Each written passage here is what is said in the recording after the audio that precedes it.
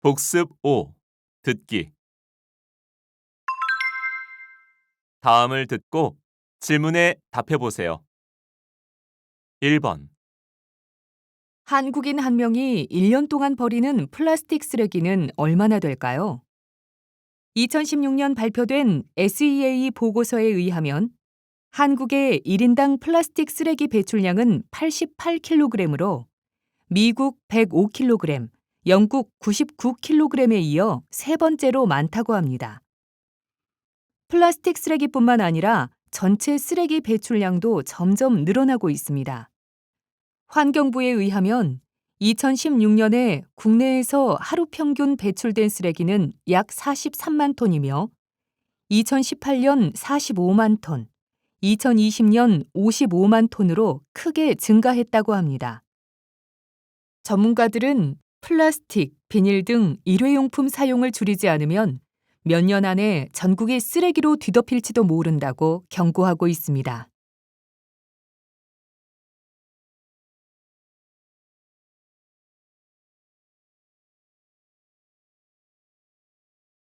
2번. 자밀라, 이번 학기 성적장학금 신청했어? 난 아까 이메일로 신청했는데. 이번 학기부터는 학생이 직접 홈페이지에서 신청해야 된다던데. 뭐라고? 언제 바뀐 거야? 학교 홈페이지에서 하면 돼? 응. 학교 홈페이지에 로그인해서 장학금 신청서랑 한국어 시험 성적표 사진을 올리고 장학금을 받을 계좌번호를 입력하면 돼. 참, 계좌 이름은 꼭 한국어로 등록해야 된대. 그래? 난 계좌 이름이 영어로 돼 있는데. 은행에 가서 한국어 이름으로 바꾸면 돼. 신청 기간이 오늘 밤까지니까 빨리 이름부터 바꾸는 게 좋겠다. 응, 알겠어. 고마워.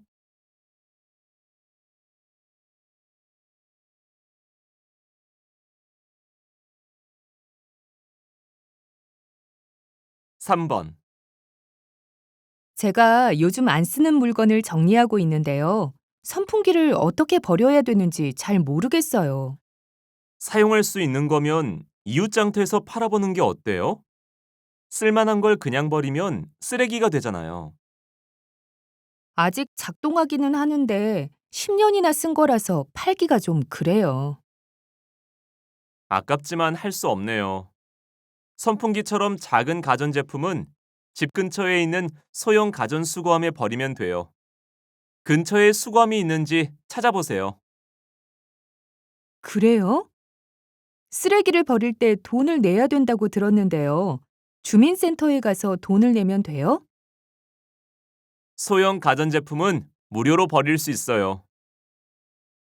그래요? 지금 바로 찾아봐야겠네요. 알려줘서 고마워요.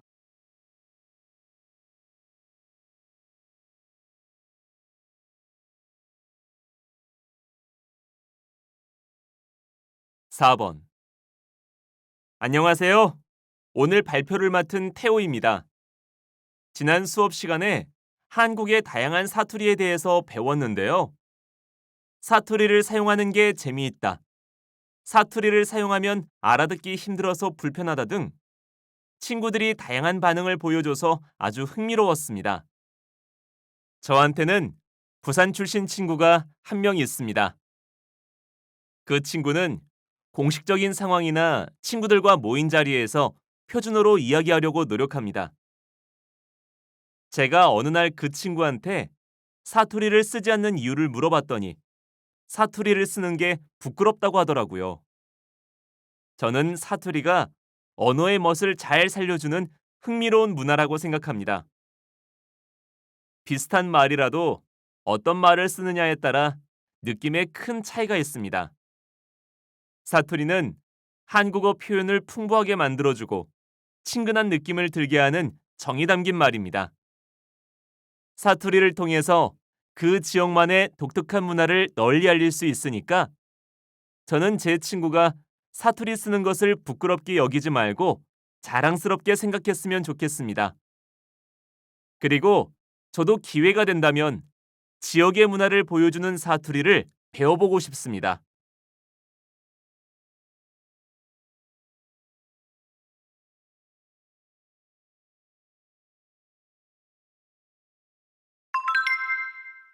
다음을 듣고 들은 내용과 같은 것을 고르세요. 5번. 무슨 일 있어? 피곤해 보이는데? 어제 윗집에서 새벽 1시까지 시끄럽게 해서 잠을 못 잤어. 음악 소리도 시끄러운 데다가 아이가 쿵쿵 뛰는 소리까지 들리더라고. 오늘 밤에도 또 그러면 아이가 뛰지 않게 해달라고 말해야겠어. 윗집 사람들이 그런 게 맞아? 잘못 항의했다가 이웃끼리 큰 싸움이 날 수도 있어. 윗집에서 나는 소리가 맞아. 아이가 쿵쿵 뛰는 소리뿐만 아니라 싸우는 소리도 나고 평소에도 늦은 시간까지 세탁기며 청소기 소리며 아주 시끄럽다니까. 내 친구도 윗집 아이가 뛰어서 항의하려고 찾아갔는데 가보니까 아이가 없는 집이었대. 다른 집에서 나는 소리를 윗집 소리라고 오해하고 항의했다가 사이가 안 좋아졌다던데? 그럼 어떻게 해야 돼? 우선 윗집에 아이가 있는지 없는지 확인해보고 소음이 윗집에서 나는 게 맞는지 며칠 살펴보는 게 어때? 윗집에서 그러는 게 맞으면 관리사무소에 가서 윗집 때문에 불편을 겪고 있다고 이야기해. 내가 직접 해결하는 것보다 관리사무소를 통해서 해결하는 게 더 좋아.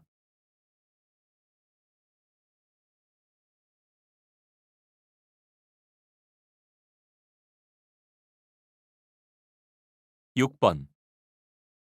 운악산에 케이블카를 설치하려는 서울시의 계획이 주민들의 반대에 부딪혔습니다.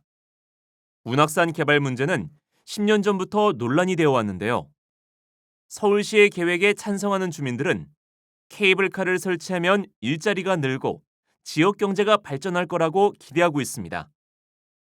반면에 환경단체에서는 운악산의 환경이 파괴될 뿐만 아니라 오염이 발생할 것을 우려하면서 케이블카 설치 계획을 취소하라고 요구하고 있습니다. 입장과 이해관계가 다른 양쪽이 맞서고 있어서 쉽게 해결책을 찾기는 어려울 것으로 예상됩니다.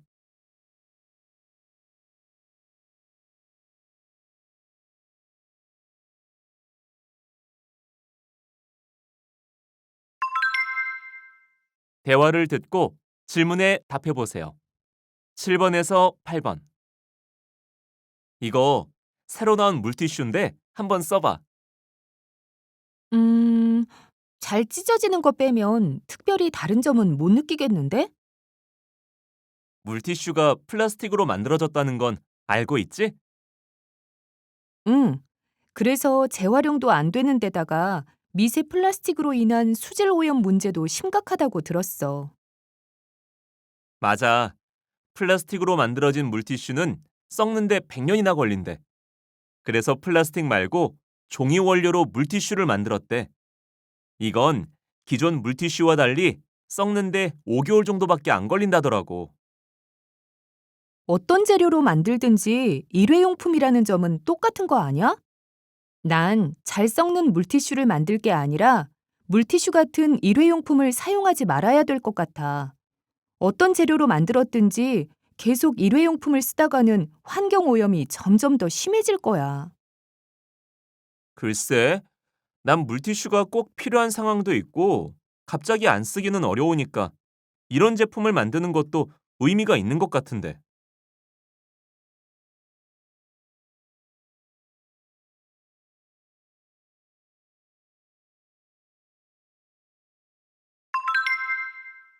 강연을 듣고 질문에 답해 보세요.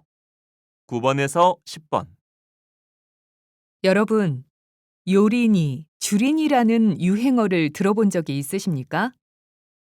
최근 방송이나 인터넷 등에서는 어린이라는 말에서 린이를 따와서 어떤 것을 처음 시작했거나 실력이 부족한 사람을 뜻하는 말로 사용하고 있습니다. 요린이는 요리를 처음 배우는 사람이며 주린이는 주식을 처음 하는 사람을 뜻합니다. 또 다른 예로는 자전거 초보를 자린이, 등산을 처음 시작하는 사람을 등린이라고 부르는 것이 있습니다. 이 말을 사용하는 사람들은 린이를 붙여 말하면 초보라고 하는 것보다 귀엽고 사랑스러운 느낌이 든다고 말합니다. 그러나 이 말이 어린이를 차별하는 표현이라며 비판하는 의견도 있습니다. 우리가 의식하지 못하는 사이에 어린이를 어른에 비해 실력이 부족하다고 생각한다는 겁니다. 저는 이런 비판에 일리가 있다고 생각합니다. 린이라는 말이 귀엽게 느껴진다는 것도 사실 어린이는 귀여워야 한다는 생각이 드러난 것 아닐까요? 나보다 힘이 세고 지위가 높은 사람한테 귀엽다고 말하지는 못하니까요. 이처럼 우리가 무심코 사용하는 말이 논란이 될 수도 있습니다. 말의 중요성은 아무리 강조해도 지나치지 않을 겁니다. 여러분이 자주 사용하는 말에 대해 한번 생각해 보시면 어떨까요?